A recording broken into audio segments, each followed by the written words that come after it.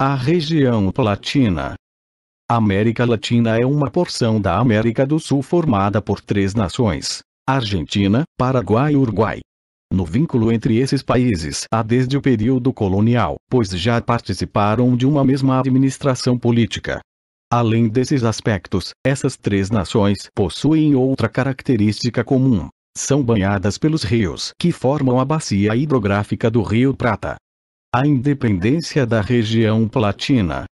Buenos Aires proclamou sua independência em 1810. A partir daí, a região Latina emergiu numa longa temporada de guerras contra a reação espanhola, que tentava restabelecer seu domínio. A emancipação definitiva da Buenos Aires deu-se apenas em 1816, quando a cidade, no esforço de expandir sua hegemonia sobre a região, passou a liderar as Províncias Unidas do Rio da Prata. As forças emancipacionistas, lideradas por José de San Martín, após o sucesso na Prata, avançaram em direção ao Chile e contribuíram para a independência da região, em 1818. Em meio aos conflitos, o Paraguai separou-se da Espanha e conseguiu escapar da tutela de Buenos Aires. A Banda Oriental, atual Uruguai, era alvo de diversos interesses espanhóis, luso-brasileiros e de Buenos Aires.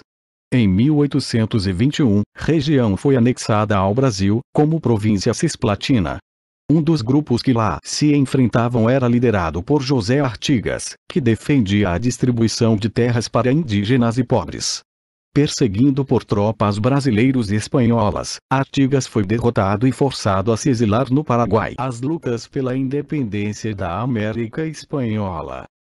Diante da exploração e injustiça adotadas pela Espanha na América, a partir do século XVIII começa a brotar um movimento existentes nas colônias, liderados pelos crioulos.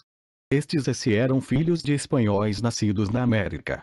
Além dos laços culturais que tinha com o continente americano, viam na independência uma forma de obtenção de poder político. Muitos desses crioulos eram comerciantes e, através da independência, poderia obter liberdade para seus negócios, aumentando assim seus lucros.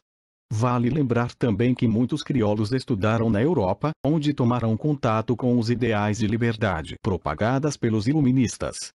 Nos séculos XVIII, várias revoltas emancipacionistas ocorreram em diversas colônias americanas, lideradas em sua maioria pelos crioulos. Porém, todas eles foram reprimidos com força e violência pela Espanha.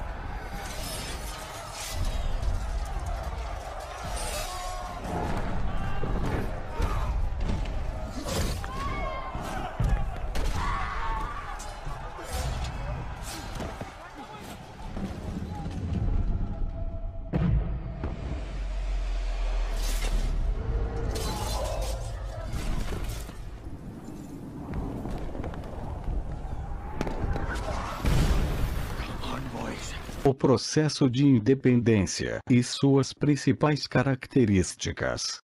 O processo de independência ganhou força no século XIX, aproveitando da fragilidade política em que se encontrava a Espanha, após a invasão das tropas napoleônicas. As lutas pela independência ocorreram entre os anos de 1810 e 1833. Vale ressaltar que o grau de insatisfação e revolta à população americana com domínio espanhol havia atingido o ponto máximo no começo do século XIX.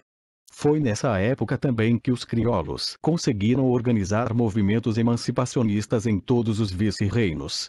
Ao contrário do que aconteceu no Brasil, o processo de independência das colônias espanholas foi violento, pois houve resistência militar por parte da Espanha.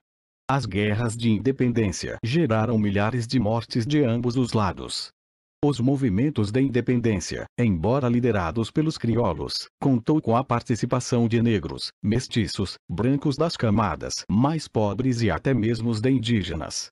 As colônias estavam divididas administrativamente em 4 vice-reinos: Nova Granada, Nova Espanha, Rio de Prata e Peru, e 4 capitanias gerais: Chile, Venezuela, Guatemala e Cuba. Após o processo de independência, esses vice-reinos foram divididos e tomaram-se países.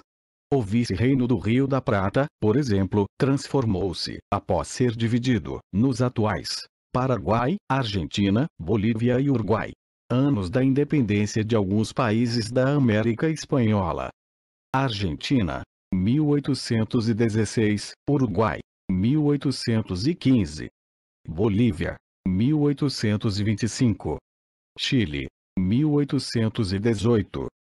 Os principais líderes das lutas pela independência dos países da América Espanhola foram Simón Bolívar e San Martín. A independência do Chile. Os colonos tiveram a oportunidade de comandar diretamente a colônia devido à intervenção do Império Napoleônico na Espanha.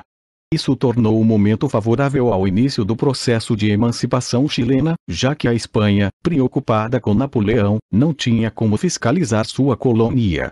Apesar do grande significado dessa administração, a intenção dos integrantes dessas juntas era somente governar a colônia até que a situação política da Espanha se estabelecesse.